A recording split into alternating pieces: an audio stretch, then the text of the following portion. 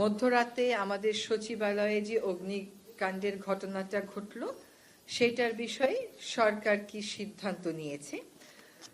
আজকে একটি জরুরি সভা হয়েছে মাননীয় প্রধান উপদেষ্টার সভাপতিত্বে।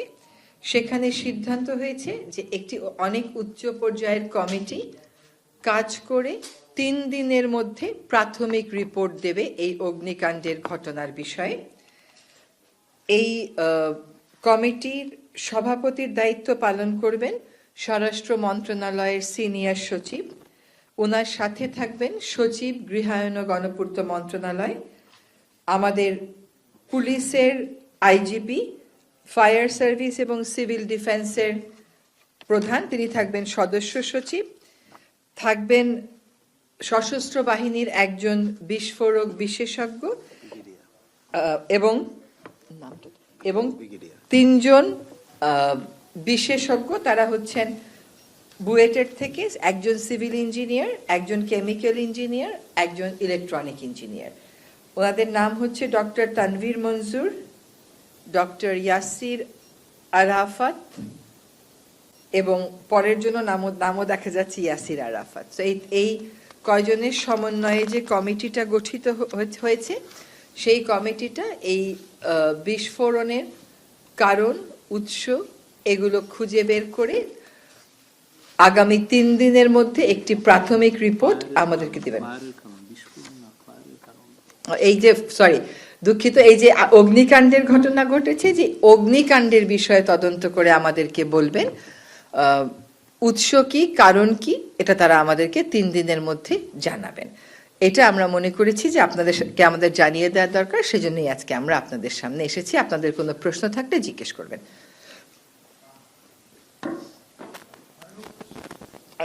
I stand corrected, আমার ফায়ার বলা উচিত ছিল, সেখানে হয়তো আমি বিস্ফোরণ শব্দটা বলে ফেলেছি, বাট ফায়ার। জি বলেন।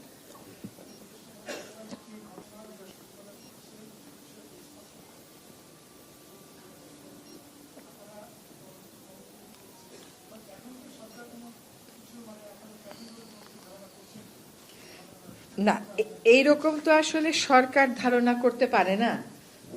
সরকার এই বিষয়টাকে খুবই গুরুত্বের সাথে নিচ্ছে, কারণ এটা হচ্ছে আমাদের সকলের নিরাপত্তার বিষয় এবং এইখানে আমাদের রাষ্ট্রীয় অনেক গুরুত্বপূর্ণ দলিলগুলো থাকে। ফলে এই বিষয়টাকে সরকার খুবই গুরুত্বের সাথে নিয়েছে, যার জন্য আমরা 3 দিনের মধ্যে প্রাথমিক রিপোর্ট দিতে স্বরাষ্ট্র সচিবের নেতৃত্বে উচ্চ পর্যায়ের কমিটিটা করেছি। জি, আমি দেলোয়ার হোসেন কালীগঞ্জে কাজ করি। আপনারা আজকে সরেজমিনে এখানে গেছেন, কয়েকজন উপদেষ্টা আপনারা যারা আছেন সবাই সেখানে গেছিলেন, আমরাও ছিলাম। আপনারা আগুনটা মধ্যরাতে লাগছে, কিন্তু এটা দীর্ঘ সময়ে আগুনটা, আমরা দীর্ঘদিন সচিবালয়ে দেখেছি, এর আগেও মাঝে মধ্যে ছোটখাটো এরকম দুর্ঘটনা হয়েছে। খুব ছোট টিম গিয়ে খুব দ্রুততম সময়ের মধ্যে আগুনগুলো নেভানো সম্ভব হয়েছে, কিন্তু এবার আগুনটা এত দীর্ঘ সময় লাগানোর কারণ কি? প্রায় 7 ঘন্টারও বেশি সময় লেগে গেছে। আর একই সঙ্গে রাস্তায় আরেকজন ফায়ার কর্মীও নিহতের ঘটনা আমরা দেখেছি দুঃখজনকভাবে। যে একই সাথে 2টা ঘটনা আপনারা কিভাবে দেখছেন? প্রথম কথা হচ্ছে যে ফায়ার কর্মী যিনি মারা গেছেন, আজকে আমাদের ক্রয় সংক্রান্ত একটি কমিটির মিটিং ছিল, সেখানে আমরা একটা শোক প্রস্তাব তার জন্য নিয়েছি। আর আগুনটা আরো আগে নিভানো যেত কিনা, আগুন নেভাতে বিলম্ব হয়েছে কিনা, এইগুলো কমিটির রিপোর্ট না আসা পর্যন্ত আমরা উত্তর দিতে পারবো না। আরেকটি বিষয়, যে এখানে ফায়ার যারা শুরুতে গেছিলেন 7 জন ব্যক্তি গেছিলেন, 5 জন ফায়ারম্যান, একজন ড্রাইভার এবং ওখানে যারা সেকেন্ড ইনচার্জ ছিলেন, আমি তাদের সাথেও কথা বলেছি, যে তারা বলছেন যে শুরুতে তারা পশ্চিম পাশে আগুনটা দেখছেন। তারা যখন শুরুতে একজন পুলিশ কনস্টেবল তাদেরকে খবর দেওয়ার পরে তারা যখন 1:50 দিকে যায়, এরপরে যখন আগুনটা কিছুটা তারা নিয়ন্ত্রণ বা একটু কাজ করছে, পরেই তারা দেখছে পূর্ব পাশে আরেকটা আগুন। এই যে একই সময়ে 2টা আগুন, মানে সামনের দিকে ইয়াদ আসছে, মানে বিচ্ছিন্ন 2 জায়গাতে। এই জায়গার মানে আসলে এখানে তেমন প্রশ্ন আসছে যে পিছনে মানে অন্য কেউ ছিল কিনা, এরকম কোন আইন শৃঙ্খলা বাহিনীর সাথে আপনাদের যে এখানে স্বরাষ্ট্র উপদেষ্টা মহোদয় আছেন, যে উনি আইন শৃঙ্খলা বাহিনীর সাথে এই বিষয়ে কথা বলেছেন কিনা, যে আগুনটা এভাবে কেন? হ্যাঁ, যার যার অবস্থান থেকে প্রত্যেকেই কথা বলেছে এবং আপনারাও যদি প্রথম দিকে কেউ যেয়ে থাকেন, কেউ কোনো ভিডিও করে থাকেন যেটা হয়তো আমাদের কাছে নেই, আমরা যারা সকালে গেছি, সেগুলো দিয়েও আপনারা তদন্ত করবেন। যেই কমিটি, সেই কমিটিকে দয়া করে সাহায্য করবেন। অনেক প্রশ্ন অনেকের মনে আছে, সব প্রশ্নের উত্তর যদি আমরা আমাদের মতন করে দিতে থাকি তাহলে তার তদন্ত কমিটি করে কোনো লাভ হচ্ছে না। তদন্ত কমিটিকেই যার যা বক্তব্য আছে, যেমন আপনি যে বক্তব্যটা বললেন সেটা জানিয়ে দেওয়া হবে। অন্য কারো কাছে যদি অন্য কোনো তথ্য মনে হয় যে এটাও তদন্ত কমিটির দেখা উচিত, আপনারা সেটা জানিয়ে দেবেন। কারণ এই ঘটনা অবশ্যই একটা সুষ্ঠু এবং বিস্তারিত তদন্ত হতে হবে। এটা আজকে যে ঘটনা ঘটলো, এটা যদি কোনো কারণটা যখন আমরা নির্ধারণ করব, সেই কারণ অনুযায়ী আমরা অবশ্যই সিদ্ধান্ত নিব। এই ঘটনা আর যাতে কখনো না ঘটে সেটাকেও আমাদের ব্যবস্থা গ্রহণ করতে হবে। যেমন ওর যে কার্যালয়, ওরার ওখানে বসারই কোনো উপায় নেই, পুরোটা কার্যালয়ই তার নথি যা আছে সব পুড়ে গেছে। তো এই ধরনের ঘটনা এখানে নিরাপত্তার ব্যত্যয় ছিল কিনা, অন্য কোনো বিষয় ছিল কিনা, কি কারণে অগ্নিকাণ্ড ঘটেছে, এগুলো সবই এই তদন্ত কমিটি খতিয়ে দেখবে। যার যেটা মনে হয় আমাদের মতামতগুলো আমরা তদন্ত কমিটিকে জানাবো। জি, আমার যেটা জানার বিষয় যে কয়টি মন্ত্রণালয়ের নথি আসলে পুড়ে গেছে, আর সেই নথিগুলো কি রিকভারেবল কিনা, নাকি একেবারে ইরিকভারেবল কিছু নথি পুড়ে গেছে?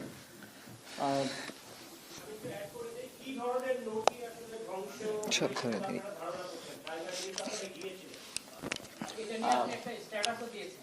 প্রায় প্রায় 5টি মন্ত্রণালয়ের নথি পুড়ে গেছে। এর মধ্যে আমাদের ডাক টেলিযোগাযোগ বিভাগ আর বিভাগ হচ্ছে আংশিকভাবে ক্ষতিগ্রস্ত হয়েছে। শ্রম ও কর্মসংস্থান মন্ত্রণালয়ে ক্ষতিগ্রস্ত হয়েছে। যুব ক্রীড়া এবং স্থানীয় সরকার পল্লী উন্নয়ন সমবায় মন্ত্রণালয়, এছাড়াও রোডস অ্যান্ড হাইওয়ে সেটাও ক্ষতিগ্রস্ত হয়েছে। এই রোডস অ্যান্ড হাইওয়ে ডিভিশন আর হচ্ছে ডাক টেলিযোগাযোগ ডিভিশন আর বাকি 3টা মন্ত্রণালয়, এই মোট 5টা মন্ত্রণালয়ের নথিগুলো ক্ষতিগ্রস্ত হয়েছে। এর মধ্যে যুব ক্রীড়া মন্ত্রণালয়ের নথির কার্যক্রম অনলাইনে থাকার কারণে সেটা আমরা রিকভার করতে পারবো, কিন্তু স্থানীয় সরকার পল্লী উন্নয়ন সমবায় মন্ত্রণালয়ের কার্যক্রম পুরোটাই অ্যানালগ ভাবে হয়, পুরোটাই ফাইলে হয়। সুতরাং যে শাখাগুলোর নথিগুলো আসলে পুড়ে গেছে সেগুলো কতটুকু রিকভার করা যাবে সেটা ক্ষয়ক্ষতি নিরূপণ করার জন্য আমাদের মন্ত্রণালয় পর্যায়ে একটা কমিটি আমরা করেছি। সেই কমিটি কাজ করে একটা রিপোর্ট প্রদান করলে আমরা বুঝতে পারবো যে আসলে আমাদের কি পরিমাণ ক্ষয়ক্ষতি হয়েছে, কোনটা রিকভারেবল আর কোনটা রিকভারেবল না। আপনি ষড়যন্ত্রের কথা বলেছিলেন, স্ট্র্যাটেজি ছিল একটা আছে। আমরা স্থানীয় সরকার বিভাগে আমি দায়িত্ব গ্রহণ করার পর আমরা কিছু অর্থনৈতিক অসঙ্গতি লক্ষ্য করেছি। বিশেষ করে একটা জেলায়, পিরোজপুর জেলায়, যেই বিভিন্ন প্রকল্পের যে বরাদ্দ দেওয়া হতো সেখানকার পিডি সহ সেখানে পুরো একটা কার্টেল করে সেখানে অর্থ লোপাটের প্রাথমিক প্রমাণ আমরা পেয়েছি, এবং এর সাথে সাবেক মুখ্য সচিবেরও প্রাথমিক সম্পৃক্ততার প্রমাণ পাওয়া গিয়েছে। সেটার বিস্তারিত তদন্ত এখনো চলছে। তবে সেটা আমরা প্রথমে ধারণা করেছিলাম যে সেই তদন্তের যেই ফাইলগুলো ছিল মন্ত্রণালয়ে সেগুলো ক্ষতিগ্রস্ত হয়েছে, কিন্তু যেহেতু পিরোজপুর জেলা পর্যায়ে সংগঠিত হয়েছে, জেলা থেকে আবার আমরা ফাইলগুলো রিকভার করতে পারবো। এখন আমাদের তদন্ত কর্মকর্তারা পিরোজপুরে আছেন। তো এই যে অর্থ লোপাটের যে বিষয়টা, এটাকে আমরা রিকভার করে আমাদের তদন্ত কার্যক্রম পরিচালনা করতে পারবো। মাননীয় উপদেষ্টা, আমি তোফাজ্জল হোসেন। মাননীয় উপদেষ্টা, আমি কাজ করি দা বিজনেস স্ট্যান্ডার্ডে। আপনারা আজকে বলেছেন যে সরকারকে ব্যর্থ করে দেওয়ার জন্য একটি ষড়যন্ত্র হতে পারে।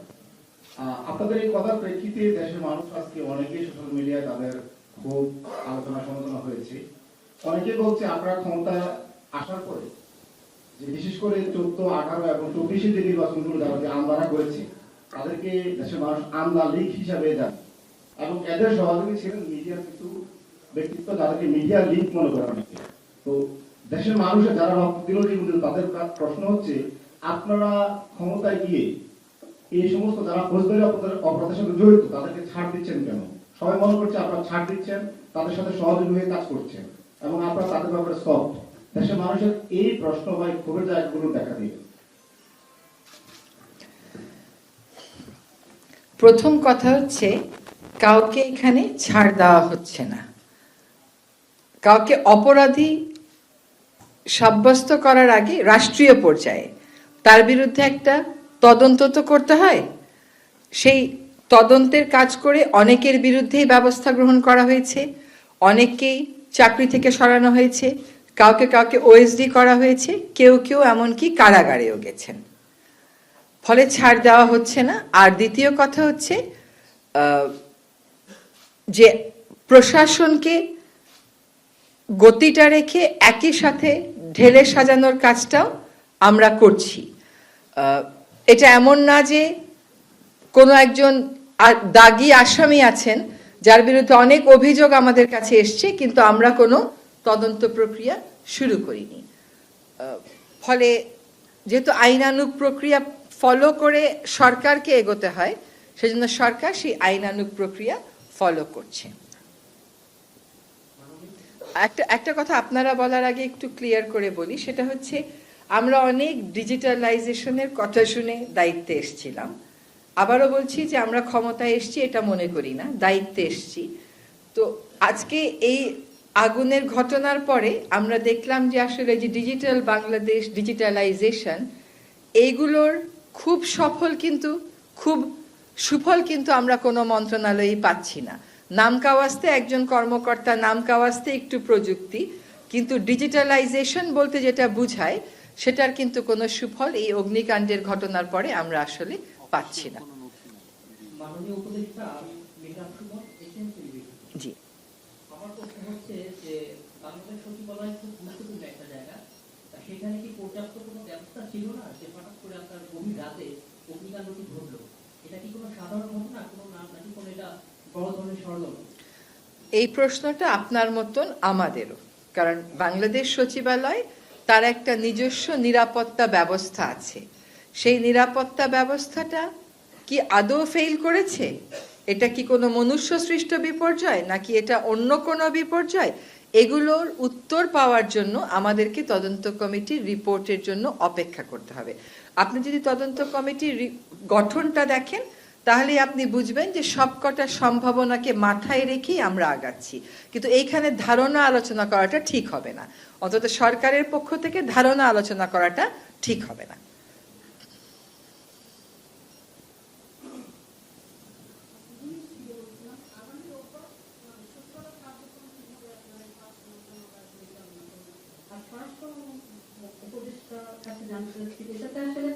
আপনারা কি আগে থেকে কোনো ইনফরমেশন, কোনো মেসেজ বা কোনো গোয়েন্দা তথ্য আপনাদের কাছে ছিল না? মন্ত্রণালয়গুলোর কার্যক্রম পরিচালনা করার জন্য, কার্যক্রম চলমান রাখার জন্য আমরা অন্যান্য সরকারি বিভিন্ন দপ্তর যেখানে জায়গা খালি আছে সেই জায়গাগুলোতে রিলোকেট করার প্রক্রিয়া শুরু করেছি। অলরেডি আমরা খুঁজে দেখছি যে কোথায় কোথায় খালি আছে, কোথায় কোথায় মন্ত্রণালয়গুলোর কার্যক্রম আপাতত অস্থায়ীভাবে পরিচালনা করা যায়। গোয়েন্দা তথ্যের ব্যাপারে পর্যাপ্ত বা অপর্যাপ্ত গোয়েন্দা তথ্য থাকলেও সরকার ব্যবস্থা নিত। তো তথ্যের প্রবাহটা আমাদের ঠিক আছে কিনা সেটাও আমাদেরকে তদন্ত কমিটির মাধ্যমে দেখতে হবে, কিন্তু নিশ্চয়ই তথ্য থাকলে আমরা বসে থাকতাম না। জি, আমার নাম তানভীর খন্দকার, তিস্তা টেলিভিশনে কাজ করি। অপরাধ বিভাগে কাজ করতে গিয়ে দেখেছি বিগত দিনে আসলে যে বড় বড় অগ্নিকাণ্ডের ঘটনাগুলো ঘটে সেটা আসলে আলোর মুখ দেখে না। অনেক সময় সেটা পিছিয়ে পেয়ে বা সেখানে প্রতিবেদন জমা দেওয়ার ক্ষেত্রে বেশ কয়েকবার সময় বাড়ানো হয়। যেহেতু এটি একটি বড় ধরনের ঘটনা, বাংলাদেশের ইতিহাসের মধ্যে বড় এরকম সচিবালয় কখনো ঘটেনি। তো এই যে 3 দিনের কথা আপনারা বলছেন, এটা কি 3 দিনেই থাকবে নাকি আরো প্রতিবেদন জমা দেওয়ার ব্যাপারে সময় দেবে? এই কথাটা আমার বলা উচিত ছিল। আসলে 3 দিনের মধ্যে প্রাথমিক প্রতিবেদন তারা দেবেন। আমরা ওখানে অফিস করি, এটা তো আমাদেরও নিরাপত্তার বিষয়, রাষ্ট্রীয় গুরুত্বপূর্ণ নথির বিষয়। ফলে 3 দিনের মধ্যে তাদেরকে একটা প্রাথমিক রিপোর্ট দিতে বলা হয়েছে। তারা যখন তাদের রিপোর্ট চূড়ান্ত করবেন, আপনারা নিশ্চিত জেনে রাখেন সেই চূড়ান্ত রিপোর্টের কপি আপনারা এবার সবাই পাবেন, সবাই দেখতে পাবেন। তদন্তের স্বার্থেই হয়তো প্রাথমিক রিপোর্টটা দেওয়া সম্ভব নাও হতে পারে, কিন্তু ফাইনাল রিপোর্ট যখন হবে এবং সেটাও দ্রুততার সাথেই হবে, সেটার কপি আপনারা সকলেই পাবেন। আমার নাম মনিরুজ্জামান, আমি জাগরণের প্রাইম এডিটর। প্রথমেই জানতে চাচ্ছি যে সচিবালয় একটা স্পর্শকাতর এলাকা, এই এলাকাতে আমাদের রাতের বেলা নিরাপত্তা ব্যবস্থাটা কেমন থাকে? যারা থাকেন তাদের কাছ থেকে আপনারা ফার্স্ট ইনফরমেশন কিছু পেয়েছেন কিনা? আর অনেক সময় এই ধরনের অগ্নিকাণ্ডের ঘটনার পর আমরা গান পাউডার ব্যবহার কথা শুনে থাকি, এ ধরনের কোনো কথা আপনারা শুনেছেন কিনা, বা আগুনের যে নমুনা তা দেখে মনে হয়েছে কিনা? যেহেতু আপনারা বলছেন যে ষড়যন্ত্র হতে পারে বা সরকারকে বেকায়দায় ফেলতে পারে। এক্সক্লুসিভ এক্সপার্ট আছে আচ্ছা, আমাদের কমিটিতে একজন বিস্ফোরক বিশেষজ্ঞ এই জন্যই নেওয়া হয়েছে। আগুনের ধরন দেখে কমিটির এই যে বুয়েট থেকে নেওয়া হয়েছে, ওনারাই আসলে বলতে পারবেন যে এখানে উৎসটা কি ছিল। প্রাথমিক যে জিজ্ঞাসাবাদ বা প্রাথমিক যারা ওখানে ছিল রাতের বেলা, তাদেরকে যেটা জিজ্ঞেস করা হয়েছে এবং সে প্রেক্ষিতে তারা যেটা বলেছে এটা অলরেডি আপনারা জেনে গেছেন এবং আপনারা বিভিন্ন জায়গায় দিয়েছেন, যে একজন প্রহরী এক জায়গা থেকে আরেক জায়গায় যাওয়ার সময় একটা ধোঁয়া দেখতে পেয়েছে এবং তারপরেই সে সকলকে অবহিত করেছে। সচিবালয়ের নিরাপত্তা ব্যবস্থা কেমন থাকে, কারা কারা থাকে? সচিবালয়ে নিরাপত্তার জন্য একজন এসপি থাকেন, একজন এডিশনাল এসপি থাকেন, একজন এএসপি থাকেন। আর প্রায় এদের সংখ্যা মানে গ্রুপের সংখ্যা প্রায় 560 এর মতো থাকে, অনেক সময় কম বেশি হয়। আর আমাদের একজন জয়েন্ট সেক্রেটারি থাকে মন্ত্রণালয় থেকে, উনি আপনাদের যে পাস এগুলি দেখাশোনা করে। মানে ডিউটিটা তো শিফটিং ডিউটি, সবাই তো শিফটিং ডিউটিতে করতে থাকে। তো যেমন ধরেন রাত্রে যেমন নর্মাল গার্ড যদি দরকার থাকে 2-6 যদি গার্ড থাকে, একজন গার্ড কমান্ডার থাকে, 2 জন 4 ঘন্টা 4 ঘন্টা করে থাকে, একজন 2 ঘন্টা, 2 জন গার্ড 4 ঘন্টা দিল, আবার 2 জন গার্ড 4 ঘন্টা দিল, আবার 2 জন, কিন্তু ফুল রাত তো সবাই এগিয়ে থাকে না, শিফটিং ডিউটি করে এটা একটা ওই কমান্ডার নির্ধারণ করে দেয়। ভবনগুলাতে মানে চারদিকে গার্ড থাকে, প্লাস একটা মোবাইল গার্ড থাকে, কতগুলি মোবাইল গার্ড থাকে, প্লাস আপনারা জানেন আবার ভবনে কিন্তু কতগুলি আছে, টাওয়ার আছে, 7টা টাওয়ার আছে, আবার টাওয়ারেও গার্ড থাকে।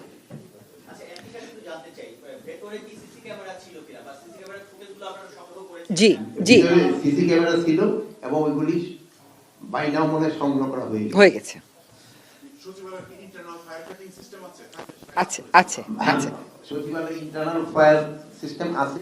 এখন জলের যে লোক না থাকলে ওই ইন্টারনাল গুলি চালাবে, আর সচিবালয়ের ভিতরে একটা ফায়ার ব্রিগেডের গাড়ি এবং লোক সবসময় থাকে, ওই গাড়ি কিন্তু সবাই যায়, স্বরাষ্ট্র মন্ত্রণালয় এবং এই 7 নম্বর বিল্ডিং এর মাঝখানে এই গাড়িটা থাকে।